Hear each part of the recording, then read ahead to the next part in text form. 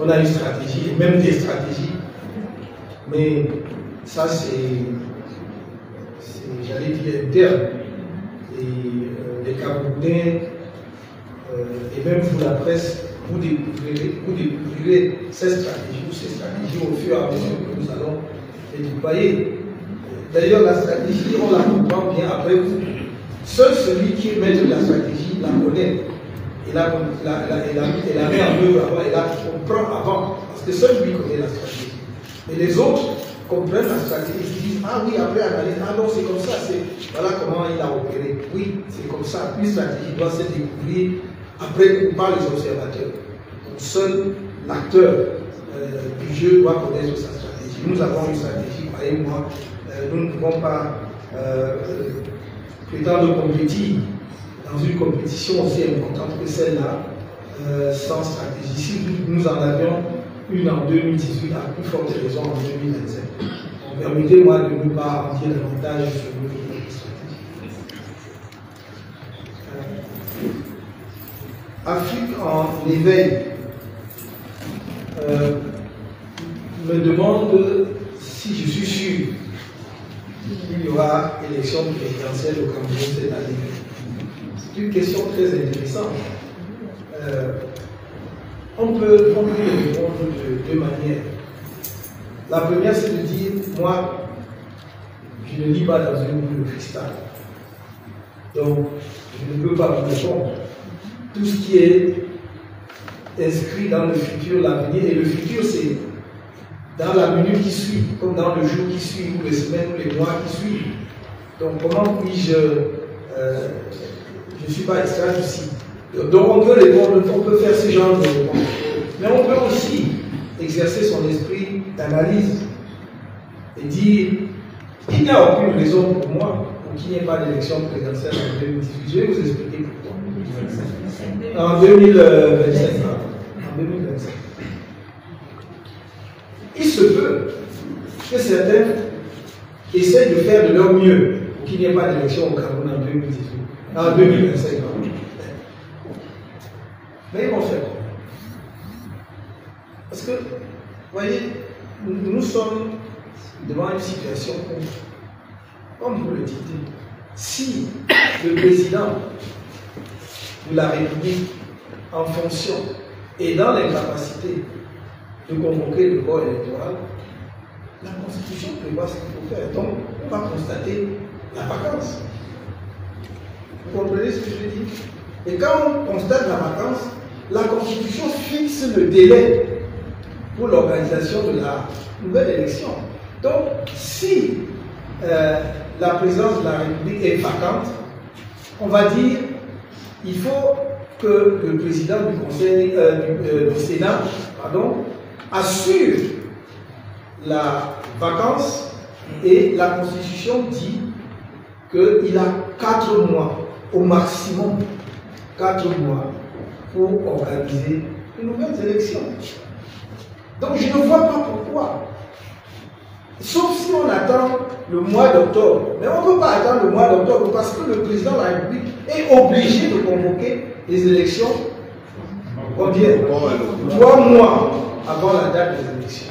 Donc si, puisque les élections, ou l'élection est censée avoir lieu en octobre, si septembre, août, juillet, donc si à partir de juillet, le président n'a pas convoqué le corps électoral, il y a des problèmes. Donc ce n'est pas un problème de Canton, c'est un problème de la nation. C'est le Cameroun qui a un problème. Donc le même président doit être en mesure de dire je suis dans l'incapacité d'exercer mes fonctions. Donc à ce moment-là s'ouvre la vacance. Si, donc en juillet, il ne peut pas convoquer, donc on a juillet, août, septembre, octobre, novembre, décembre, on a 6 mois. Donc dans tous les cas, les élections devront se tenir au plus tard en novembre. Vous comprenez, puisque le président du Sénat qui assure l'intérim n'a que 4 mois. Donc si vous partez du mois de juillet, ça vous donne juillet, août, septembre, octobre, voilà. octobre. On retombe toujours à octobre, ou au pire, comme je dis, au mois de novembre, si on considère qu'on laisse un mois de vacances. Donc, il va y avoir l'élection. Là, ça, je fais juste l'analyse des textes. Hein. Donc, je suis, moi, dans l'ordre du rationnel, de la raison, pas dans l'ordre de l'irrationnel. Et ceux qui disent, moi, je ne suis pas Madame Soleil, il y avait une dame très réputée à l'époque, quand on était jeune, qui disait les bouts de tout ça. Voilà. Donc, moi, donc, personnellement, je ne vois pas pourquoi il n'y aurait pas d'élection présidentielle en 2018 et de toute façon en 2025. C'est Balafon qui m'a ramené en innocent. Et c'est franchement, il est de l'intérêt de personne qu'il n'y ait pas d'élection en 2018 parce que le 2025, parce que le pays va entrer dans une période d'incertitude incroyable. Imaginez qu'il n'y ait pas d'élection en 2025. Qu'est-ce qui va se passer? Tout est possible. Tout est possible. Donc il ne faut pas laisser le pays dans le champ du tout est possible. Ce n'est pas pour rien que notre pays s'est doté d'une constitution et de lois qui organisent ces choses. Donc j'espère avoir répondu à vos questions parce que je sais qu'il y a beaucoup de spéculations à ce sujet. Et il y aurait même certaines officines qui travailleraient pour créer des situations de désordre. Vous savez, il y a des analystes qui disent ça. Il y a des gens qui aimeraient créer des tensions dans le pays, des situations de désordre, pour ensuite, justement, qu'on soit dans le domaine du maintien de l'ordre, il y a l'insécurité, il y a l'instabilité, et qu'on dit non, on ne peut pas organiser les élections, c'est-à-dire parce qu'il y a l'insécurité, il y a l'instabilité. Mais je vais simplement dire à ces gens-là qu'il ne faut pas qu'ils cèdent à ce genre de tentation, parce que c'est très dangereux pour tout le monde. Et que de toute façon, comme on dit, le bon peuple camerounais dit, ils ont pris le caillou et le bateau à la vie. Donc, c'est pas, il ne va pas y avoir de tension pour voir que ce soit que chacun attache son nom, son cœur pour qu'on aille aux élections. On va commencer comme ça.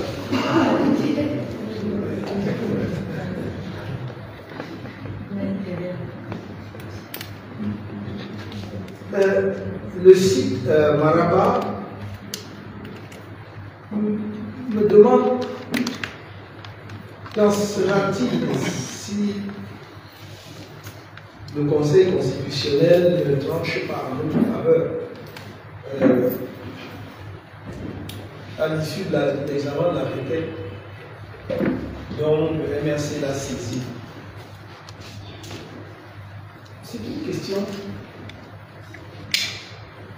Je ne vais pas être désobligeant que je ne comprends pas.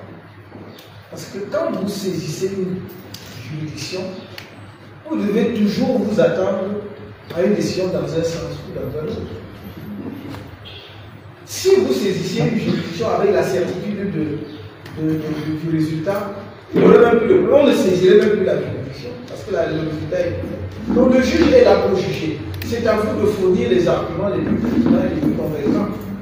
Tout ce que nous pouvons demander et souhaiter, c'est qu'on juge en droit et non pas sur la base d'autres considérations. Et nous allons fournir tous les arguments juridiques qui montrent d'une part que le Conseil constitutionnel peut être valablement saisi par un parti politique dans le cadre du contentieux électoral, parce que ce contentieux lui est expressément dévolu par, d'une part, le code électoral, mais également la loi portant organisation et fonctionnement du Conseil constitutionnel. Nous allons montrer cela. Mais d'autre part, que sur le fond, la requête dont il est saisi est suffisamment fondée et a suffisamment d'éléments pour qu'il puisse effectivement trancher en faveur de ce que nous demandons, c'est-à-dire de nos conclusions, qui est de dire qu'il faut instruire le directeur général de l'ECAM de publier la liste électorale nationale. C'est ce que nous demandons au Conseil constitutionnel. Donc, maintenant, si le Conseil ne nous suit pas, il faudra que le Conseil motive. Il y a, pour ceux qui sont des juristes, ils savent qu'il y a ce qu'on appelle la motivation de la décision de justice. Vous devez motiver. Un juge ne dit pas seulement j'ai rejeté. Non, il doit dire pourquoi il rejette. Nous espérons donc que dans tous les cas, le Conseil constitutionnel nous suivra. Et que si par possible, le Conseil ne nous suivait pas, il motiverait sa décision afin que nous puissions en informer le public. Parce que le Conseil n'est pas non plus libre de trancher n'importe comment. Ce n'est pas parce qu'il a, comme vous l'avez dit, la compétence de sa compétence qu'il doit se moquer de la loi. Le Conseil, lui aussi, est tenu par la loi. Et il ne faut pas, justement, que ce que le Conseil peut régler et trancher à son niveau soit finalement tranché dans la rue. Parce que les institutions d'un pays sont établies pour que les questions qui doivent être réglées et permettre le bon fonctionnement de la nation ne soient pas tranchées dans la rue. C'est ce que je peux dire à cet égard. En ce qui concerne votre deuxième question, relative aux chiffres avancés par Eleka à propos de notre corps électoral, vous avez demandé si je suis satisfait. Comment peut-on être satisfait de cela? Si nous avons organisé cette conférence de presse, c'est précisément et entre autres parce que nous ne sommes pas satisfaits. Il vous souviendra, quand nous disons des choses, j'ai l'impression qu'on ne nous écoute pas assez. Et que les Camerounais sont passés mettre dans l'art de commenter les choses, soit sur lesquels ils ne se sont pas suffisamment informés, soit de les commenter de mauvaise foi. Parce que vous allez entendre demain, oui, mais que fait l'opposition? Qu'est-ce que l'opposition a fait? Et puis on a fait ça, qu'est-ce que l'opposition a fait? Nous ne cessons d'attirer l'attention, au moins depuis mon message de 2012, sur le fait que Eleka est en train d'organiser scientifiquement l'État électoral au Cameroun. J'ai dit ça ici. Et comment? C'est parce que Eleka fait tout et tout pour que le corps électoral du Cameroun ne progresse pas. Et je vous avais dit à l'époque, le corps électoral au Cameroun est bloqué entre 7 millions et 7 millions et demi environ.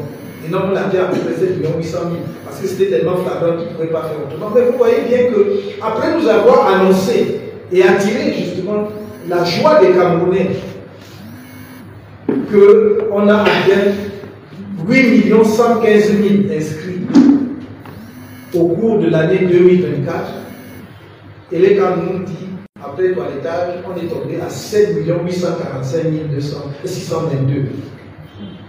Je vous avais mis en garde, et j'avais mis en garde même mes camarades du MRC. Je vous avais dit, faites attention.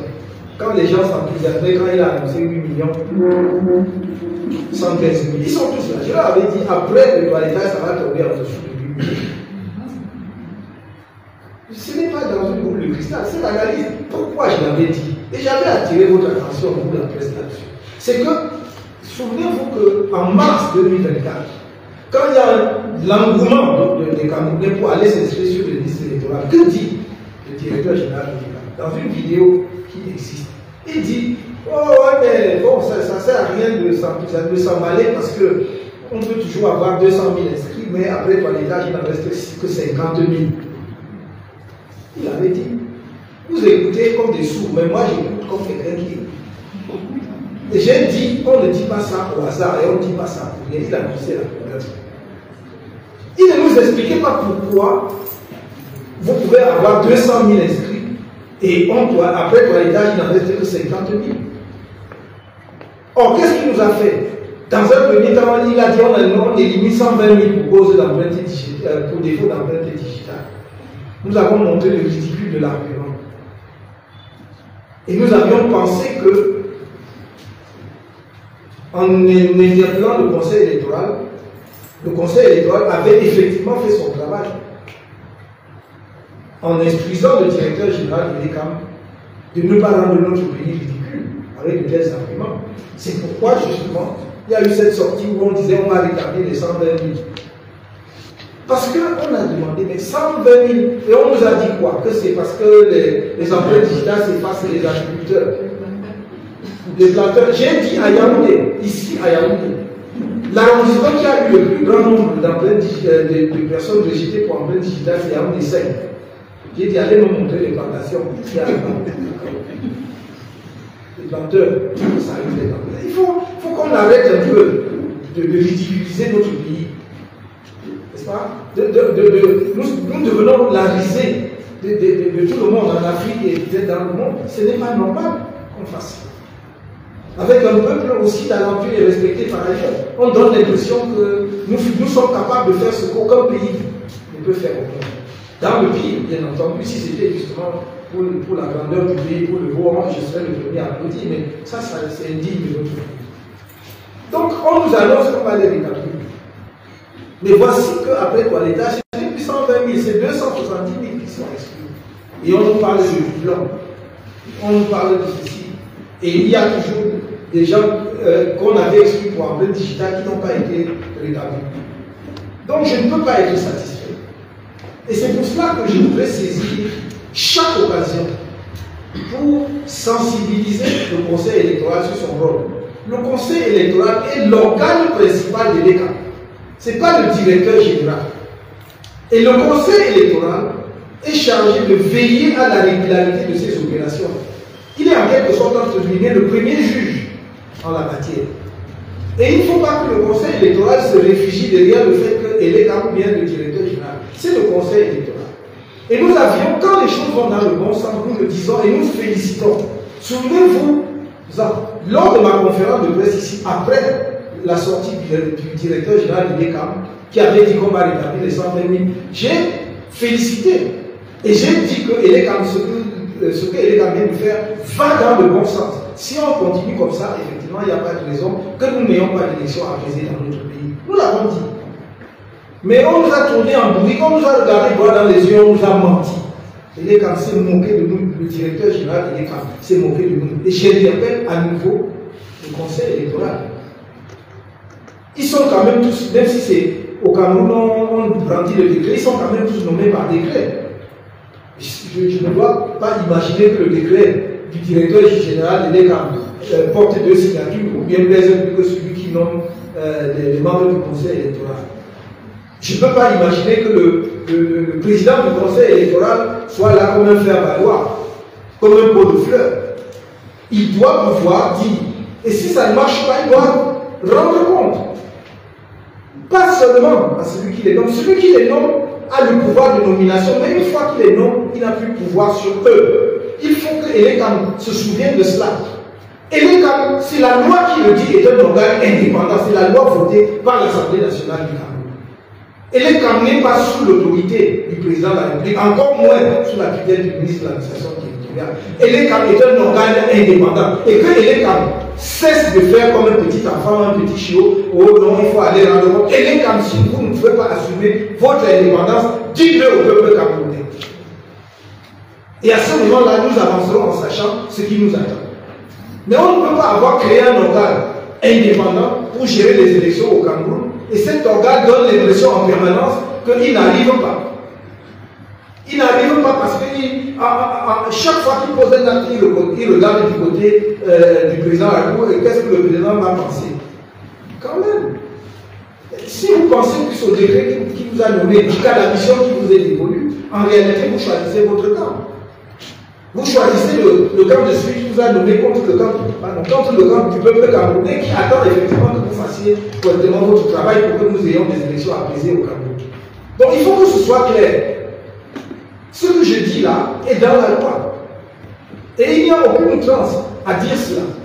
Nous disons que le Conseil électoral doit faire son travail qui est de veiller à la régularité des opérations électorales, notamment en l'occurrence les inscriptions. Ça n'est pas le cas. Ce que la direction générale de l'ECAM est en train de faire est, je ne trouve pas d'autre mot, est criminel pour le pays. Parce que c'est comme s'ils faisaient tout pour qu'il y ait des dérapages, pour que le pays flambe. Je ne sais pas quels sont leurs calculs ou quels sont leurs intérêts par rapport à ça, mais qu'ils soient sûrs que nous serons toujours là. Et nous n'allons rien lâcher. Notre devoir est de travailler, d'informer le peuple camerounais, de les mobiliser à s'inscrire. Et je continue à dire aux Camerounais, mobilisez-vous, inscrivez-vous massivement. Tout ce qui se fait là, c'est pour essayer de vous décourager. Ils savent que vous avez pris conscience et que vous avez envie de prendre en main votre destin. Choisissez demain qui est-ce que vous voulez pour diriger votre pays. Je n'ai pas dit, quand je ne suis pas encore en campagne électorale, j'ai dit choisissez qui vous voulez, mais ne vous laissez pas dicter votre choix. Soyez lucide, jugez chaque candidat sur ses actes, sur ses faits, sur son parcours. On n'arrive pas à vous construire justement des châteaux de cartes sur du vent. C'est ça la vérité, c'est ça l'intérêt du jeu démocratique. Et vous ne devez pas accepter que qui que ce soit, que quiconque vous dépouille de ce droit. Or, c'est ce qu'essaye de faire EDECA, et en particulier le directeur général d'EDECA. Et je pense qu'il est temps qu'on se ressaisisse les uns les autres, parce que ce sont des personnalités que nous connaissons depuis 30 ans, 40 ans.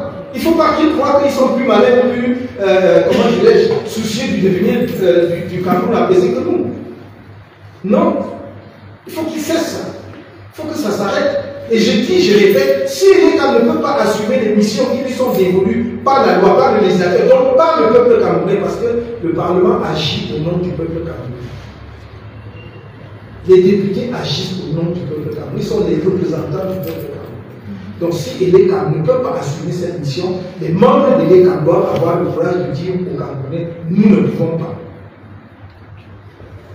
Si les membres de l'État ne conçoivent pas que quelqu'un d'autre que celui qui les a nommés puisse gagner l'élection au Cameroun, il faut qu'ils le disent au peuple camerounais. Mais on ne va pas passer le temps à jouer au chat et à la souris.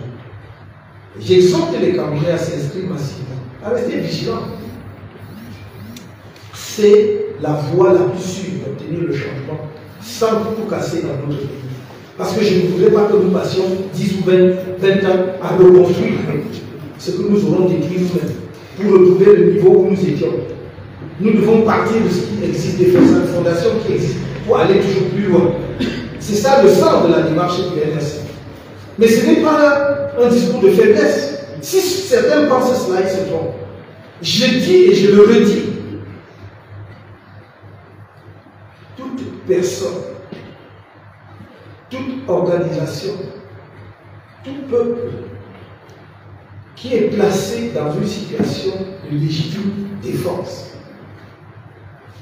doit exercer son droit de légitime défense. Donc ne plaçons pas les Camerounais dans une situation où ils sont obligés d'exercer leur droit de légitime défense.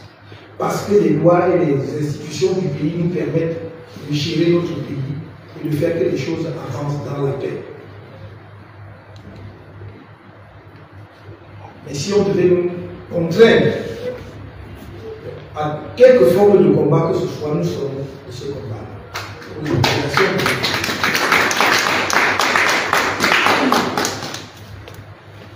S'il y a d'autres questions, on va prendre une dernière partie. Très bien. Alors donc la dernière partie est à vous.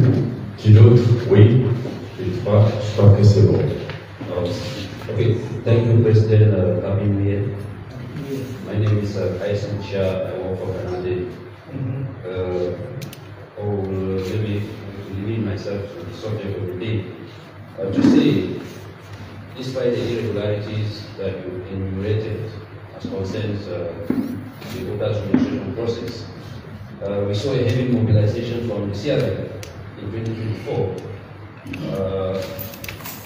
I wanted to know if the irregularities enumerated, are they going to downplay on you, or is there a particular strategy again for this year 2025, which we know the year is peculiar because the voters' registration process can end at any time the elections will be convened. So is the CRM gathering momentum to make sure that before that date which we do not know will come, the CRM will be able to say, oh, we've mobilized enough maybe to hit the 8 million we are looking for. Second question, we're in 2025 and most Cameroonians, especially those who love Mustamto, Professor Mustamto as somebody who can be at the supreme magistracy of the state, are still confused because I wanted to know what's your reaction to the fact that at any given moment, some authorities have the opportunity they go blandishing your videos of 2020, which you decided not to run for elections, and blandishing it and stating that you willingly decided not to be part of the electoral process in 2025. I've never had the opportunity to ask you such a question, but I'd like to know today, how do you feel like Professor Maurice Kamto at any moment when you see such? Thank you so much. Thank you. Premier Président, je suis Bertrand Sinou de la RFO, la Radio Fondation Guéné. À vous entendre parler, votre inquiétude semble pencher du côté du code électoral et notamment des légalités. Mais, Monsieur le Président, est-ce que la candidature du président Paul Biya en elle ne nous inquiète pas? La deuxième question, c'est celle de savoir s'il est possible de retrouver cette fois-ci de MRC dans une certaine coalition, puisque avec le président Paul Biya, on en a déjà tout vu. Merci. Derrière. Le micro derrière.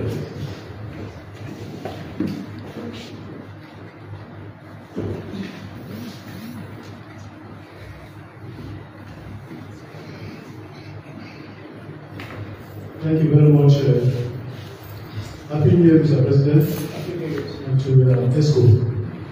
I am Samson Tabo for the radio station.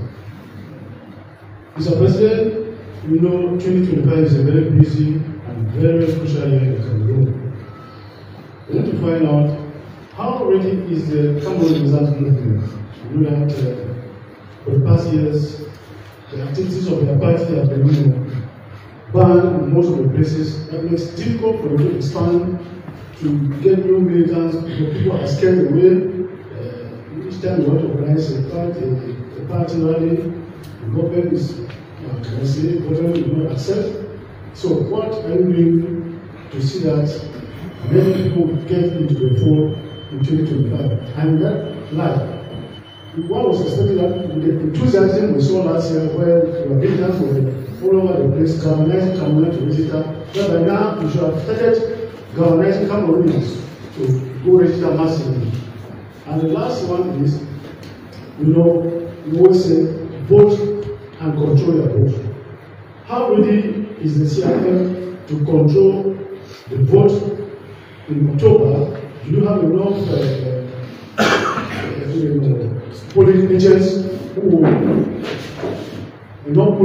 are honest, because you can have polling agents who are not honest and will be right. You have honest polling agents who represent your party. Or against 100,000, 30,000 polling stations and Cameroon. Thank you very much. Thank you. Très bien. La deuxième série de 3 questions. Monsieur le Président, on n'a plus d'autres voix. Très bien, merci. Merci. La question de Canal 2.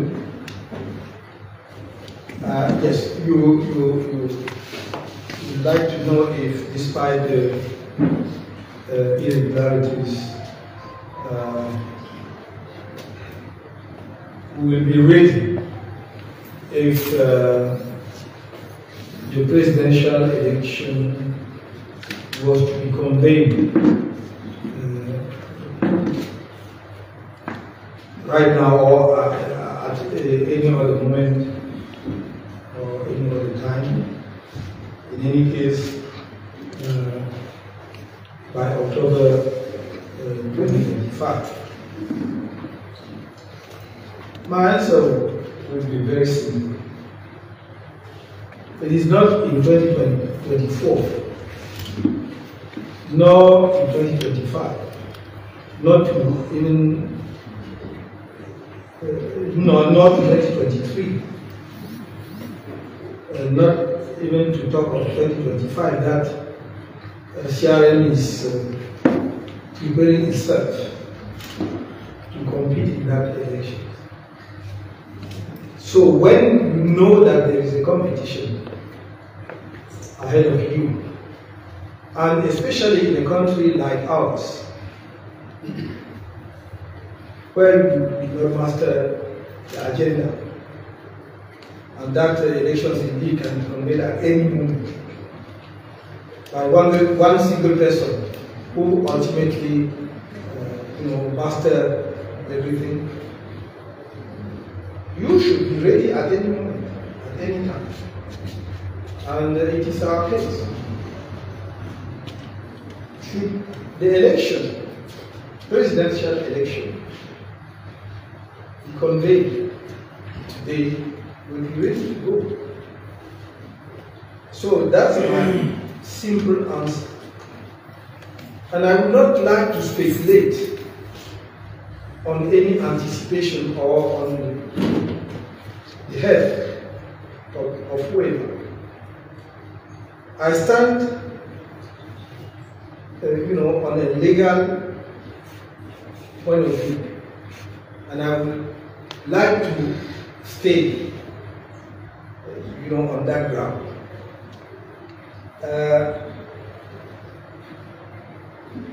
The second question is about our boycott of the 2020 municipal and legislative elections. Let me confess this. I really do not understand what is the problem with some people. Whether you take it from a legal point of view or from a political point of view.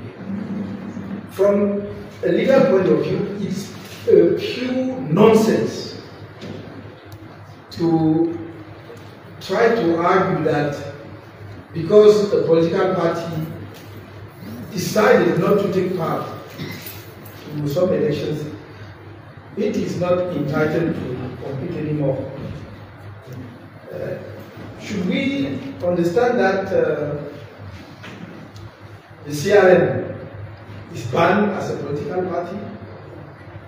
If we are not entitled, we are not allowed to compete in 2025, why should we be allowed to compete in 2030 or in 2035? You see that the argument is not a legal-based argument. It's just point of view of an individual or some individuals. Now, if you are taking from a political point of view,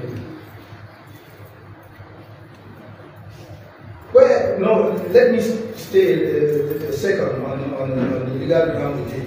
Where is this stated in any laws in Cameroon that the political party cannot boycott an election? And that should he do so,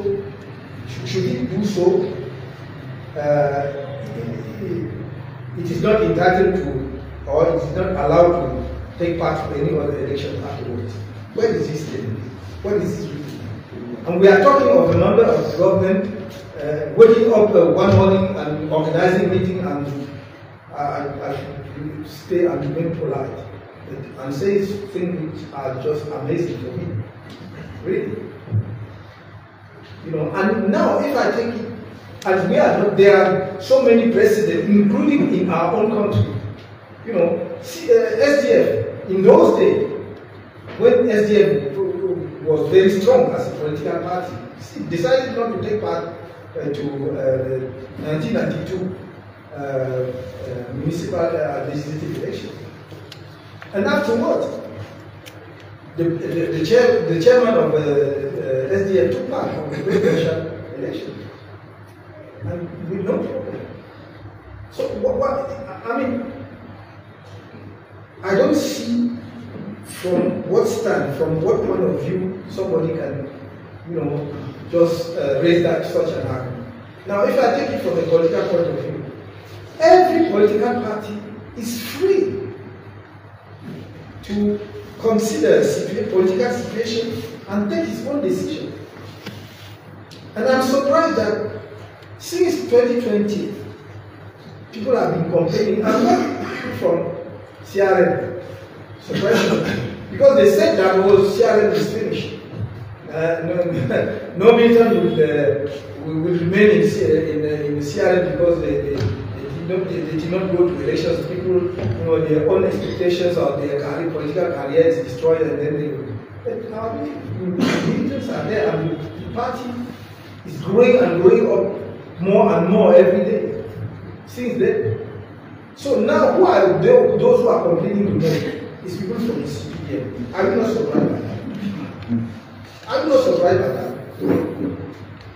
So much so that a member of the government, of course, active member of the CPDM, activist of the CPDM, will stand up and say, oh, and to the extent that he went and said that, I'm doing my best way to use some words. Because I would like to be seen as somebody who is impolite, to a member of government. But frankly speaking, is it serious to go to a meeting with the government and show the picture of the national president of the CRM like he was wanted and become a political wanted, and say he refused because it is the magnanimity of the president of the republic offering a possibility to CRM to go to election and refuse. And since we did refuse that magnanimity of the president, we are no more entitled to take part of any. No, we should not waste our time with such, this kind of statement. It's just something which is not brilliant for our country. It's not brilliant. When people watch that outside the country, and even Cameroonians, it's not because Cameroonians don't talk so much, very much that they are. No, they know what they want. Just give them a chance to go and express themselves in the polling station, and you will see the outcome of it. That's all, and that is exactly what the CRM is asking for. So, I should ask my fellow compatriots to be confident, to be smart enough to see that some people are desperate and try to hang up on everything, on every, they can try. But now, I go to the second question from LFO. Est-ce que la candidature de Paul Biya ne vous inquiète pas? Pourquoi devait-elle m'inquiéter?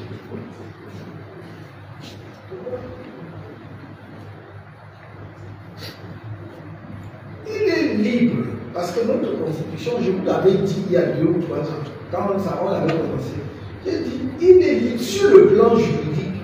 Je n'ai aucune raison juridique de dire qu'il ne peut pas se présenter. Mais maintenant, parce qu'on essaie de nous empêcher de savoir quel est l'état physique exact et l'état intellectuel exact du président de la République. Parce qu'on nous refuse, on fait tout pour masquer cela. Je ne suis même pas en mesure de dire, parce qu'on pourrait le dire si effectivement on avait des éléments là-dessus, de dire non, il est dans l'incapacité de gouverner. On peut seulement déduire à partir d'un certain nombre. Mais s'il est dans l'incapacité de gouverner, naturellement, j'estime qu'il ne peut pas et ne doit pas se représenter. Mais je reste dans l'ordre de ce qui est tout à fait légal. La loi camerounaise ne fixe pas de limite d'âge pour être candidat. Il y a la limite minimum, mais il n'y a pas la limite maximale. Donc, même à 100 ans, on peut toujours être candidat. Ça, c'est la théorie. Mais une fois que nous avons dit ça, chaque Camerounais doit, et je signale au passage, j'ouvre la parenthèse, pour montrer comment, excusez-moi, mais on a l'impression que parfois le diable prend possession de certains Camerounais, et eux-mêmes ils parlent, et après ils ne savent même plus comment s'en sortir. Vous savez qu'il y a eu des propositions, y compris des jeunes sur des certaines chaînes de télévision, y compris également la chaîne nationale, qui ont proposé qu'on limite, qu'on fasse la limitation d'âge. Et à chaque fois, c'est moi qu'on disait que non, il faut qu'on dise que si on a 70 ans plus, on ne peut plus. Avant, je crois qu'en 2018, on avait déjà commencé à dire que si on a. Oui, si on a 50 ans, non, 60 ans, on peut, il faut dire 50 ans. Mais, comme la gymnastique est compliquée, celui qui soutient, qu'eux ils soutiennent, à l'âge qu'il a. Mais on va donc faire la loi. On va donc faire la loi que tous ceux qui ont 70 ans, ou 80 ans, ou 50 ans ne peuvent pas être candidats, sauf à l'exception. Donc c'est toujours compliqué pour eux. C'est pour ça que cette affaire-là, quand mes chers amis, je vous dis, quand le moment est venu, il est venu.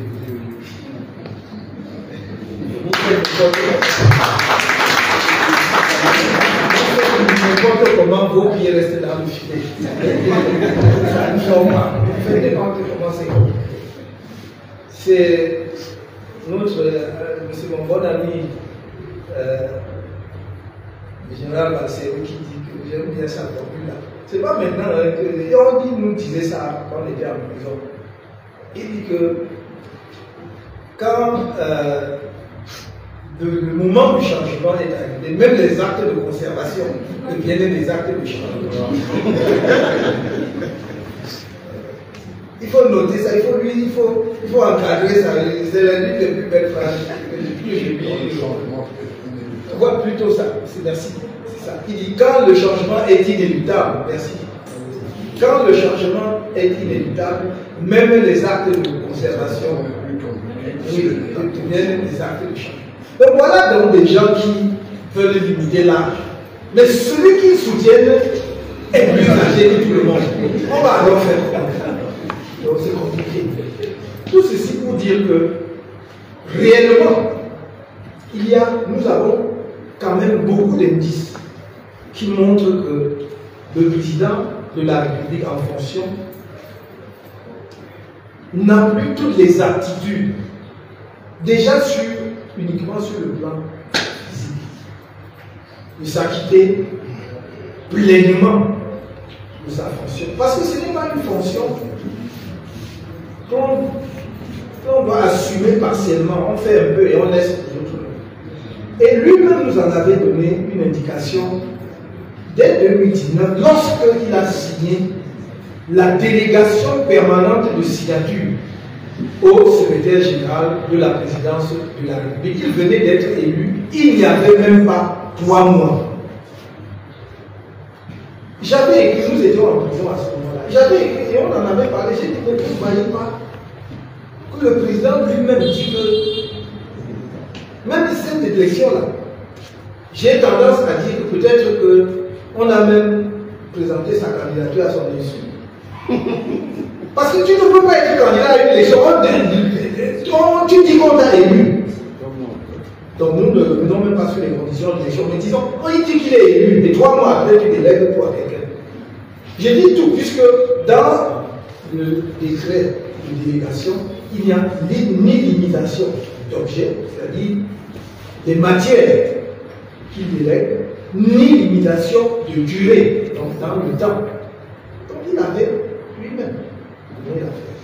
Donc ça c'est la première indication qui montre que sans doute le président de la République lui-même estimait qu'il n'avait plus toutes ses aptitudes, toutes ses facultés, tout ce qu'il fallait pour s'occuper, pour assumer cette fonction qui est difficile, qui est lourde. Et je dis, sans flatterie, que quand on a assumé ça pendant 42 ans, bon an, mal an, on doit quand même avoir le courage d'être fier de soi et de dire, moi je me retire maintenant. Oui, c'est une fonction lourde et difficile. Mais il a assumé, il faut qu'il comprenne cela. Maintenant, à côté donc, de cet élément qui est extrêmement important, les autres éléments, c'est ce que nous voyons. C'est qu'on ne montre plus le président que par éclipse. Vous savez très bien, quand le président était en forme, on le montrait dans toute sa superbe. Quand il est avec ses collaborateurs, pareil quand il rentrait. Aujourd'hui, on ne le fait plus. Aujourd'hui, il ne va plus accueillir les autres étrangers à l'aéroport. Ce sont autant d'indices. Est-ce que la fonction d'un président de la République doit être qu'on le calme devant un pupitre pour qu'il lise pendant quelques minutes, disons, un texte ou un document? Est-ce que c'est ça? Est-ce que ce n'est pas plus exigeant que ça? Est-ce que justement, les dérives que l'on observe dans le pays, c'est peut-être plus parce qu'il n'a plus la mainmise, il n'a plus le contrôle sur tout? Est-ce que ce n'est pas tout ça là qui nous donne l'indication qu'il n'est plus en mesure, en réalité, d'assumer pleinement cette fonction? Donc, ce n'est pas juste d'évoquer l'acte de quelqu'un. Moi, je veux m'appuyer donc sur cet élément-là. Donc, pour répondre à votre question, j'ai dit sur le plan juridique, il n'y a rien qui limite ou qui l'empêche. Mais sur le plan politique, pratique, j'allais dire sur le plan concret, de la réalité, et même de l'amour qu'il peut avoir pour ce pays, il va se dire non, je ne peux plus. J'ai été aux affaires quand j'étais, il a quand même été président à 49 ans. Donc, il sait toute la force qu'il avait pour porter la charge du pays pendant ce moment-là. 49 ans, 60 ans, 70 ans, 64, il était là.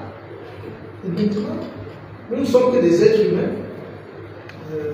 Je ne peux plus. Mais le pays doit continuer. Et vu sous cet angle, je pense, moi aussi, que le président de la République ne devrait plus être candidat. Non pas parce que moi, candidat, j'ai peur de l'affronter. Pas une seule seconde. Parce que dans notre préparation, nous nous préparons pour affronter n'importe quel candidat. Femme ou homme. Du RDPC ou de n'importe quel parti. Nous nous battons en revanche pour que les élections se déroulent dans la transparence et la régularité. C'est ça. Quand nous disons que nous n'avons pas peur d'un candidat, ce n'est pas ici. Et il avait raison que le moment venu, il dira quand il a décidé soit de rester ou de rentrer chez lui. Non, je ne sais pas s'il avait. Oui, voilà, s'il passe aussi rentrer ou pas. Donc, il se présente comme un grand sage. Et bon, il doit faire preuve de sagesse. Ce n'est pas la proclamation seule qui fait la sagesse. Ce n'est pas le fait qu'on dise que vous êtes sage qui fait de vous un sage. Ce sont vos actes et vos paroles qui font de vous un sage. Donc on attend de lui qu'il prenne une décision de sage dans l'intérêt du pays et dans le sien propre. And then the last question is from Radio Siamtu. Yes, how really is CRM, knowing that, yes, our activities most of the time are banned by the government. We've been suffering since the creation of our political party. They have intensified the repression against our political party these years. Especially as from 2018. Probably they didn't know that we would dare challenge the current president or the presidency. We've been very clear since the very beginning that we come to offer an alternative for an alternation in Cameroonian people. We were not there just to accompany CPDM. We are there to replace, to change CPDM, to take over the country and implement a different policy for Cameroonians and for our country. We have a very clear vision of what we can achieve together and raise this country to a level that it has never attained before. We are ready to bring on board each and every Cameroonian which have the desire to see a real change, a positive change in this country. We want to be the game changer, the political game changer of this country. So that at the end of the day, at the end of our own tenure, we see a smile on the face of Cameroonians. This is our challenge and our objective. And for that they can fight us, they are fighting us we were not able to install. You can see that since our meeting here in Yaoundé to install the regional bureau of our party for the center, we never held any other meeting anywhere else because it is forbidden. We could not install our regional bureau in the south, elected bureau, but they are there, they are working. We could not install our regional bureau in the far north, but they are there, they are working. We could not even offer, benches to some school in the far north. We founded that, but we could not offer the ticket to the school. We could not offer the borehole we made in the far north to the population because they did not allow us. We launched a campaign of planting trees in the far north to try to stop the drought coming southward, but they did not allow that. We have some medicine to offer to a hospital in Yabwa. We could not do it, but we sent it to the population because at the end of the day, it is the health of the population that matters. We are doing our best. We also have something to offer to the population in the south. We are not sure that they will allow us to go there, but we are working. So, the answer I can give to that is that the resistance is not just a word, it's a conviction. It's a way of doing politics amidst of, furious dictator elements who will not see any other political party in Cameroon other than theirs. But they have been there for 60 years, for the past 60 or 65 years, because they are just the continuation of the CNU. But how can they should sit down now, and take stock of what they have been able to achieve a lot, and see that okay, we have done our best, and everything shows that they have done their best. They have nothing to offer anymore to Cameroonians, and then we will take over. Whether they like it or not, the Cameroonians are decided. They have decided.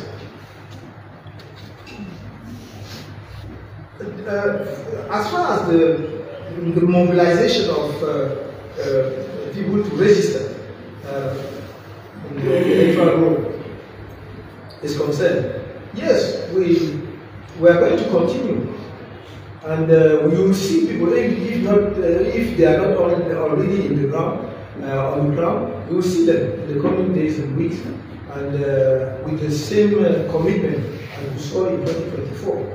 We will do our best to register the maximum of Cameroonians. It's not because we are afraid that if we do not hit the target of 8 million, we will not be able to carry the day. No, it is just that in a democracy we are around 30 million Cameroonians. Normally, our electoral roll should are around 15 million, between 15 to 16 million people registered. When we have half of it, it is not normal. And we try to embark on board those who were reluctant because they didn't have faith in what politicians can offer them. We are trying to explain and to expose to them again our program, not only in the 2018 program. We have enriched the 2018 program, and we present to you the media and the people of Cameroon when times come. We are going to be reassured. But we want to embark Cameroonians, and mostly the youth, that it is their future which is at stake now. If they want people who will go and indebt the country so much so that in the future they will be working only to reimburse them, it's up to them. But we are there to put Cameroonians at work and to stop that nonsense of going and take money to whoever at any rate. How can a country go and take money at the rate of 10.75 That is usually for business, for private business and those who take here and sell there and bring back the money. You take money as a state, you invest for a long term. If you take it at such an amount, at such a rate, it's a burden on the shoulders of the future generation. We want that to stop. And that's why we explain that to the youngster, to the youth, to bring them on board and say, it is your challenge now. And many of them were 16, those who were 16 in 2018 are now 21 or 22, so they can understand. They let them come on board and let us change our country altogether. And the last question was, will we have enough representatives in the polling station? Absolutely, sir. We are working to make sure, sometimes many Cameroonians make a mistake when it comes to the representation of political parties in the polling station. First of all, a candidate cannot win an election, and especially a presidential election, if he is elected only by his militants. It is impossible. Because despite the fact that CPDM sometimes go out there and just make fun of the data figures and say we have 6 million or 4 million militants or activists, it's ridiculous. We know that it doesn't make sense.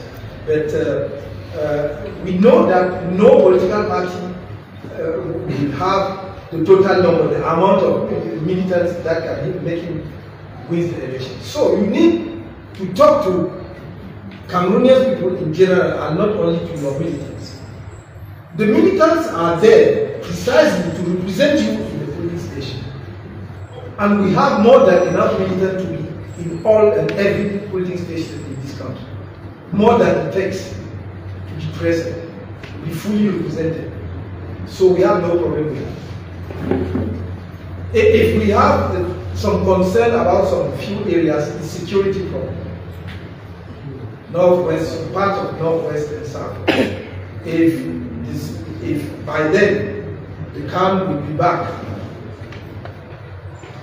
I would say peace, because I don't know if we will be at that level, but at least if we will be enlightened enough to know that this is the best way for us to obtain the resolution or the settlement of the crisis, to go and vote a leader who cares and who has said many times what he intends to do to resolve the problem in the Northwest, then we will succeed.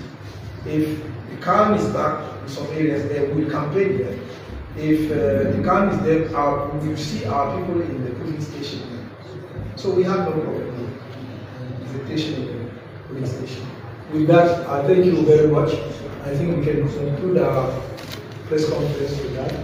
And I thank you once more a lot, and remain hopeful that you will come again in the coming weeks, because we have more to tell you, especially as we are preparing to launch our fundraising for our campaign.